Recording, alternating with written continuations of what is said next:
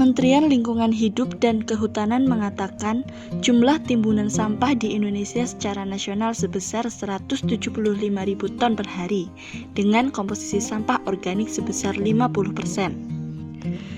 Sisa organik yang sampai di TPA akan tertimbun dan terurai tanpa oksigen. Penguraian ini menghasilkan gas metana yang apabila dalam jumlah yang banyak dapat menyebabkan efek rumah kaca dan pemanasan global. Untuk meminimalisir bahaya yang dapat ditimbulkan oleh penumpukan sampah, apa yang bisa kita lakukan? Salah satu yang bisa kita lakukan adalah membuat pupuk kompos organik. Apa sih keunggulan pupuk kompos organik? Yang pertama, pupuk kompos lebih ramah lingkungan karena bahan yang digunakan adalah sampah organik dan tidak mengandung bahan kimia.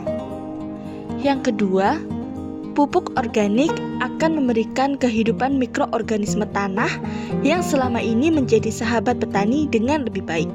Ketiga, pupuk organik berperan dalam pelepasan hara tanah secara perlahan dan kontinu, sehingga dapat membantu dan mencegah terjadinya ledakan suplai hara yang dapat membuat tanaman menjadi keracunan. Di video ini, kami akan mempraktikkan cara mengolah sampah organik yang ada di rumah menjadi pupuk kompos yang ramah lingkungan. Bagaimana caranya? Langkah yang pertama, siapkan alat dan bahan yang dibutuhkan, yaitu ember, pot, atau komposter lain yang telah dilubangi bagian bawahnya dan juga tutup komposter. Kemudian, sampah hijau, yaitu sampah yang mudah busuk. Sampah hijau ini merupakan makanan dari mikroorganisme yang mendukung pembuatan pupuk kompos ini. Bisa sampah buah, sampah sayur, kulit telur, teh, ampas kopi, atau sampah dapur lainnya. Bahan yang selanjutnya adalah sampah organik coklat, yaitu sampah organik kering dan tidak berbau, seperti kertas, daun kering, jerami, dan tanah.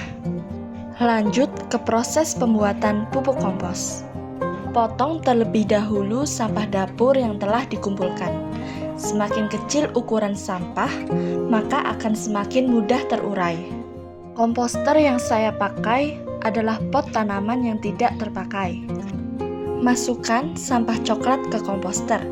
Pastikan lapisan paling bawah pada komposter adalah sampah coklat.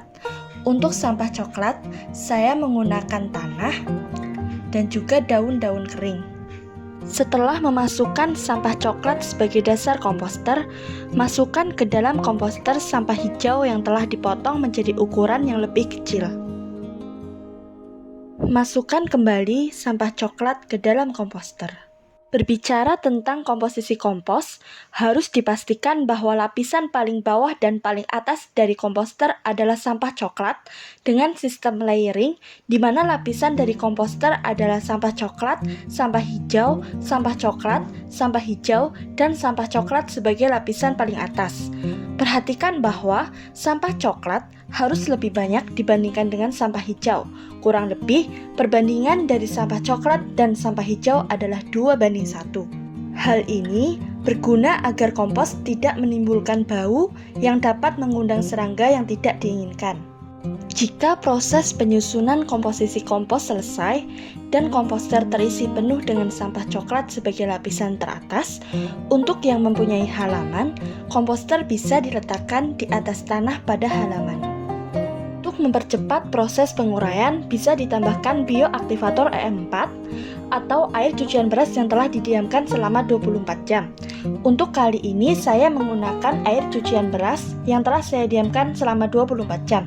Jangan lupa untuk menutup komposter setelah semua tahap selesai, agar tidak terkena sinar matahari atau terkontaminasi oleh hal-hal lain. Lalu, bagaimana jika tidak ada halaman untuk meletakkan komposter? Untuk rumah yang tidak memiliki halaman, yang kita butuhkan adalah wadah untuk meletakkan komposter. Isi wadah tersebut dengan sampah coklat. Kali ini, saya menggunakan tanah sebagai alas komposter.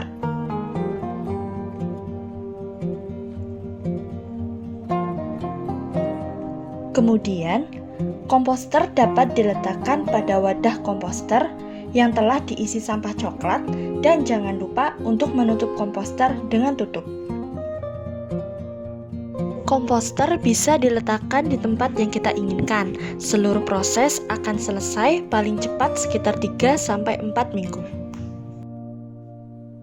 Aduk kompos secara berkala setiap 3 atau 4 hari sekali agar sirkulasi oksigen dan pembusukan merata.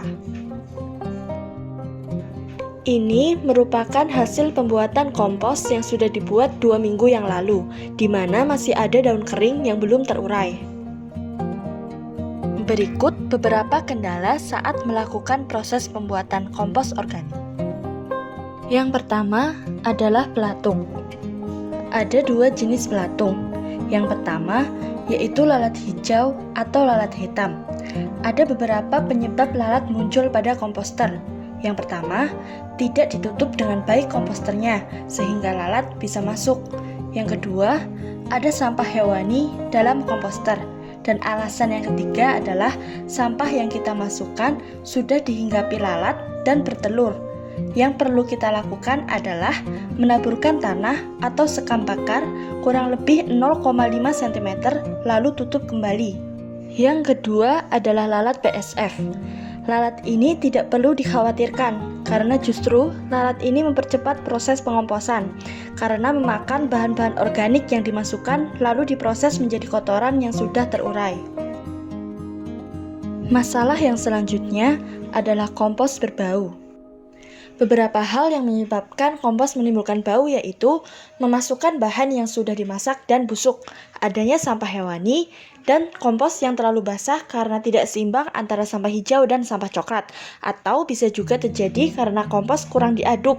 Jadi sebaiknya kompos diaduk secara berkala agar seimbang.